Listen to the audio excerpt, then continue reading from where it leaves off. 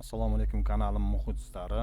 Bugungi darsimiz Windows 11 dasturida soatlarni internet soatiga to'g'irlab qo'yish haqida bo'ladi. Ya'ni internet soati bilan sinxronlash haqida gap ketadi. Bu yerda endi oddiy qilib aytganda soat noto'g'ri bo'lib qolsa, kompyuterda ko'rib turish kerak.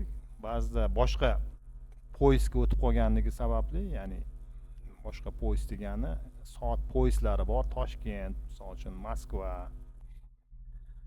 Ekaterinburg shunaqa poyezdlar bo'ladi. O'shalarga o'tib qolgan bo'lsa, soat noto'g'ri bo'ladi. Shunda qanaqa to'g'irlaymiz? Windows 11 da bu juda ham oson.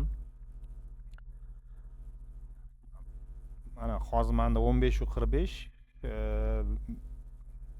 bo'lib turibdi. Aslida bu soat noto'g'ri.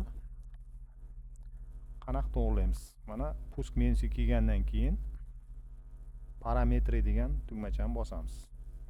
Mana bu joyda время и язык degan bor. O'shani bir marta bosamiz. Xo'p.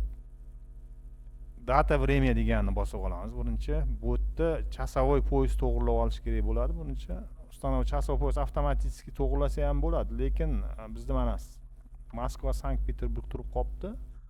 Biz O'zbekistonda yashaganligimiz uchun biz Toshkent, Karachi degan bo'lish kerak. Toshkent deganni topamiz. Xo'p. Toshkent, Ashxobod, Toshkent ekan. Mana shuni bosamiz. Endi mana bu joyda sinxronizovat degan tugmacha bor. O'shani bir marta bosish kerak bo'ladi.